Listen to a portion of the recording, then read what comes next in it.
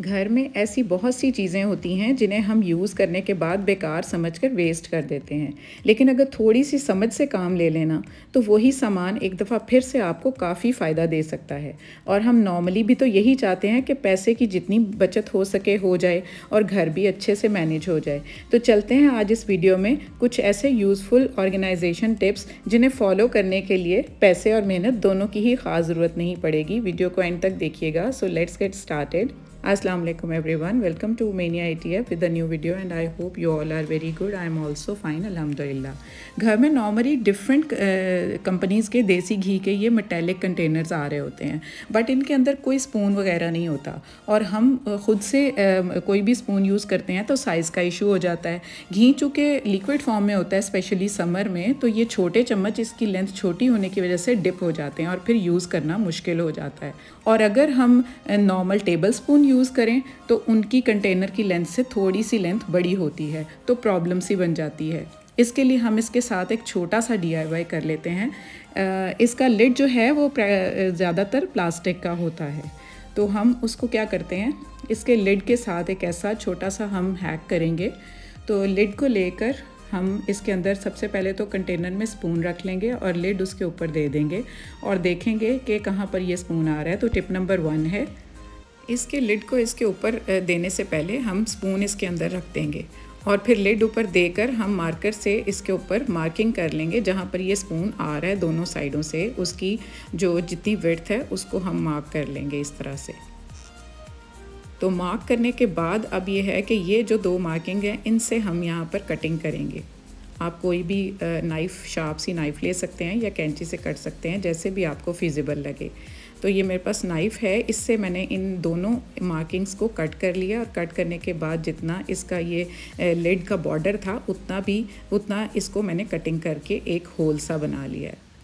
तो ये होल अच्छे से इसको थोड़े से वो ट्रिम करने के बाद अब इसको जब मैं उसके ऊपर ढक्कन दूंगी कंटेनर के ऊपर, तो ये देखें स्पून इसके अंदर बिल्कुल फिक्स हो गया है और सील हो गया है। किसी भी किस्म की कोई चीज़ भी अंदर नहीं जा सकती और हमारी प्रॉब्लम भी सॉल्व हो गई है। तो है ना ज़बरदस्त हैक।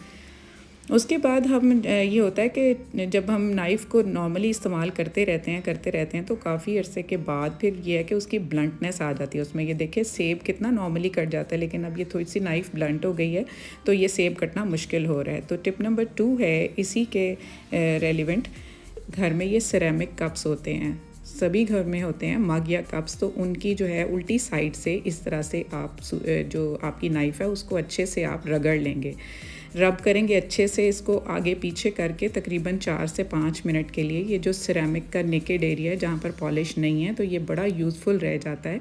तो ये स्क्रबिंग के लिए बहुत ज़बरदस्त होता है। तो उसके ऊपर जब नाइफ़ को हम रब करते रहते हैं तो उसके एजेस जो हैं बहुत शार्प हो जाते हैं। तो अब ये देखें, ये मैं एप्पल काटूँगी 4-5 मिनट उसको रब करने के बाद, तो कितना ईजीली और कितना तेज़ हो गई है नाइफ़।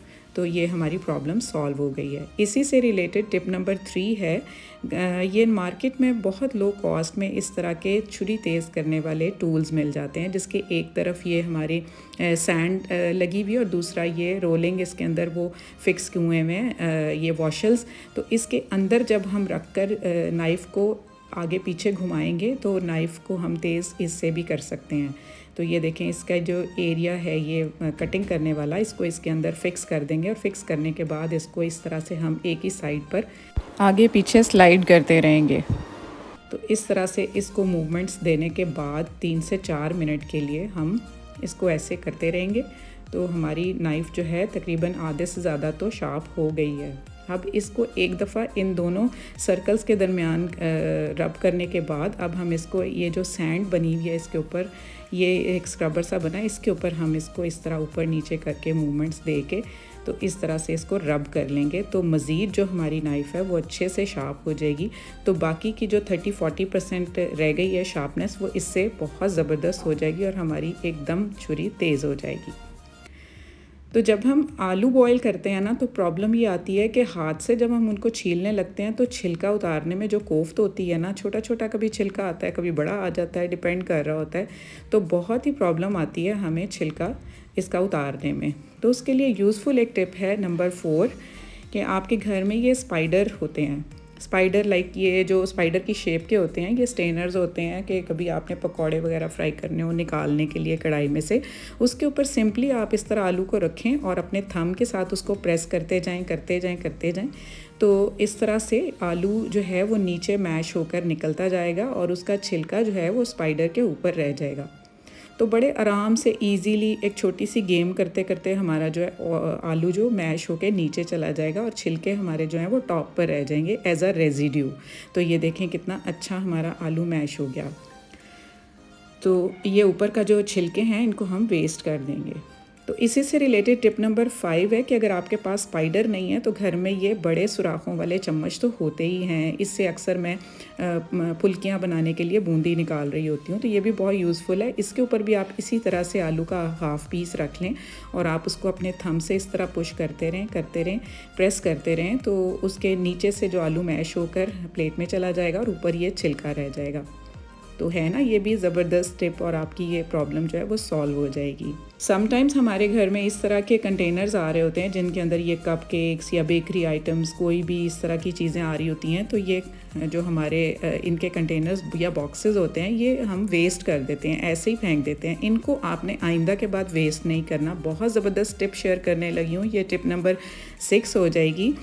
तो उसमें यह है कि जब काउंटर टॉप पर आप अपनी सब्ज़ी वगैरह कर रहे होते हैं, छील रहे होते हैं, फ्रूट वगैरह काट रहे होते हैं, तो आपने इस कंटेनर को इस तरह कैबिनेट के डोर के अंदर फिक्स कर देना है।